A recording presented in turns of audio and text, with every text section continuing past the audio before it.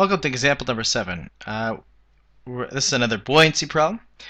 We have a solid square pine wood raft measuring 4 meters by 4 meters and 0.03 meters thick from the top down to the very bottom surface. We're asked first to find out if the raft will float in water. So to find that out, we need to find out what the maximum buoyant force would be. And we would want to compare it to the actual weight of the raft. Okay, so let's calculate a few things. Let's find the weight of the raft.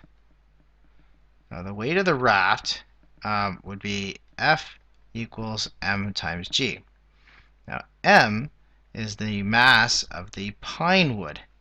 Remember that density is mass per unit volume. So if we want to calculate the mass of the pine wood, we could use the density and the volume of the actual raft. So we're going to use the density of the pine and then multiply by the volume of the raft and multiply that by g. So the weight of the raft would be 550 kilograms per meter cubed. It's a density, multiplied by the volume of the raft, which is 4 meters by 4 meters by a thickness of 0.3 meters, and then multiplied by 9.8 meters per second squared. So that gets us a weight of 2.6 times 10 to the power 4 newtons. So that's the force of gravity. Okay, so now we want to see what the max buoyant force would be. So let's figure that out. I'm saying the max buoyant force because if we were to get the max buoyant force, that would be when the raft would be completely submerged. So the buoyant force would be equal to the density of the fluid times the volume times g. Alright, and so that volume right now is going to be the volume that is completely submerged. So that would be the volume of the raft essentially. Now the density is the density of the fluid. So we're going to assume that this is in fresh water. So that's 1,000 kilograms per meter cube. Remember, the buoyant force is the weight of the fluid that is being displaced. So that's why we have to use the density of the fluid here now. Times the volume, which is 4 meters times 4 meters times 0.3 meters, and then times 9.8 meters per second squared. And the buoyant force comes out to be 4.7 times 10 to the power of 4 newtons. And so since the buoyant force is greater than the weight, it floats. And I guess we could have easily done this by simply just looking at the density of the raft, which is 550, and compare that to the density of the water and say, oh, well, that's less than that, so it's gonna float. All right, but that's not always so. Sometimes you may have something that is not completely full of just wood, so it may be just occupying space and pushing water out of the way. Okay, let's go on to part B now.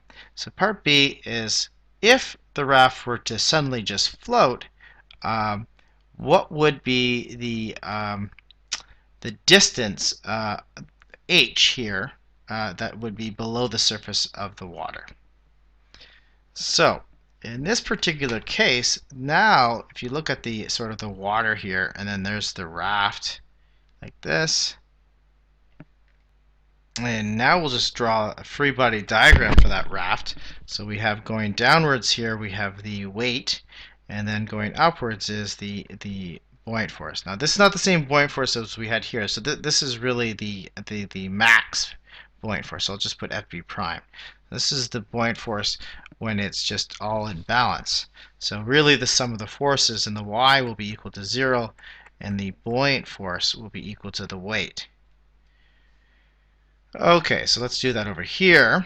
The buoyant force is equal to the weight. The buoyant force is the density of the fluid, which is water, times the volume that is displaced. I'm going to write that as V primed times G, and then the weight of the object, you could rewrite that as just mg if you'd like, or we could, if you'd like, you could use the density values as well. You could write the density of the pine times the volume of the entire object times g.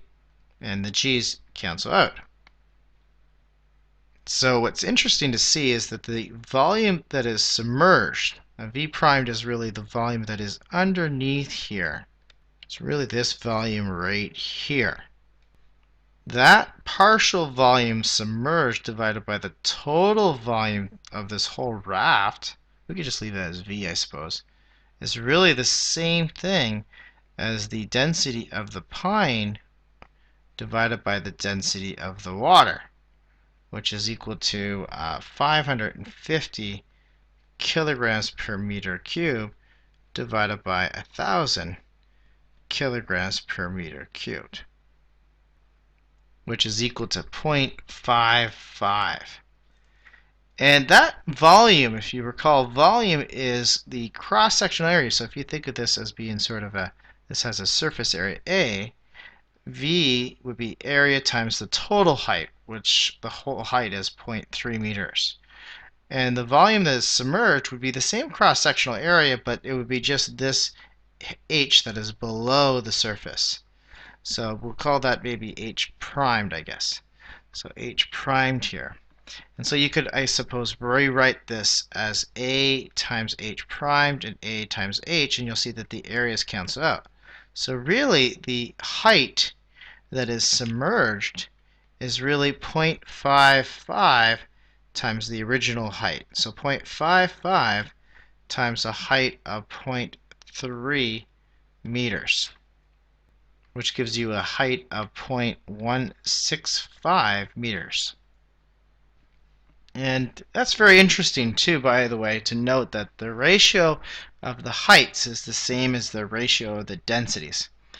If you were to, for example, think about an iceberg, if you were to compare the density of the ice to the density of water, and density of ice is around 917 kilograms per meter cubed, and the density of seawater is about 1,025 kilograms per meter cubed.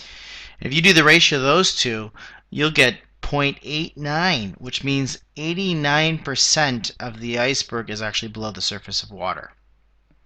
So, anyway, that's it for example number 7.